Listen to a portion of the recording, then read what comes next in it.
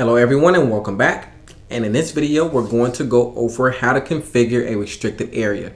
Alright, now in the next tutorial on restricted area I'm going to go more into the applications.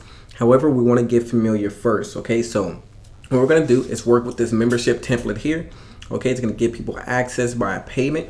Alright, and what we're going to do first is add in a login register button. Okay, now there's not much you can do with this button besides the theme and the page where they're going to go after the login, which is going to be internal page inside your editor or an external web address here.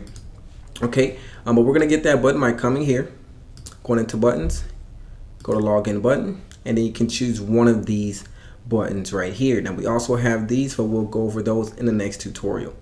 All right, so once you have that button there, come here to your gear, go to restricted area settings.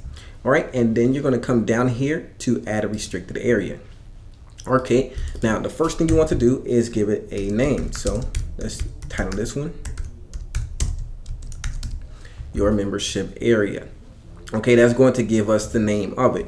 Now the registration method is going to be the way that you allow your users to access this restricted area. So the first is going to be by email and password, which is the normal.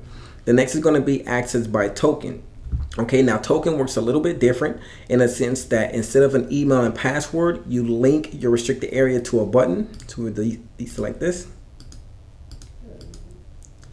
All right, so we will link this to a certain button. So maybe it'll be, if we move this up a little bit, this get access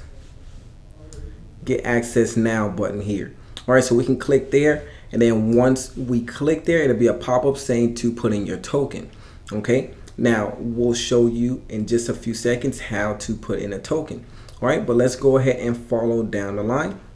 So the action after the login is going to be to click on here, and then here's when you click on a page. If you have anchors on your pages, you can link it to a specific anchor. If you're not familiar with anchors, please go back and watch that tutorial. And this is going to be for an external web address. Okay, now let's go back and put this here. Now to grant access, we can choose to automatically grant access to the restricted area, which means that once they put in the login information, they're automatically going to be able to access the content.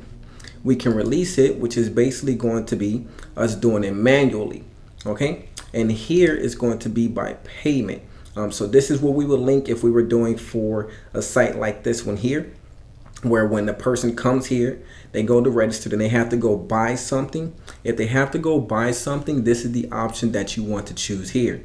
If they don't have to buy anything and you're not linking it to the checkout, okay, you can use either the automatic or release when a user confirms. Okay, now the action after the login, this is going to be where they go after they are actually logged in. Now you can select it here, or you can select it over here in the login and register. Action after registration is going to be the same exact thing. So after they register, not log in, this is the page where they're going to be redirected to.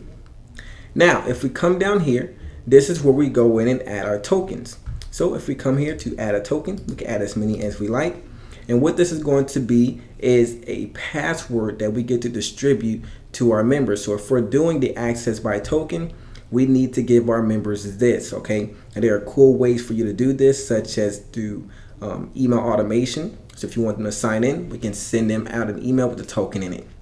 Okay, now you can also configure the expiration date here by clicking on this calendar and coming over here, choosing your time zone, and then choosing the expiration date. Now down here is going to be your email marketing list. So this is going to automatically pull from Mailing Boss. It's going to automatically pull in your public and your private key.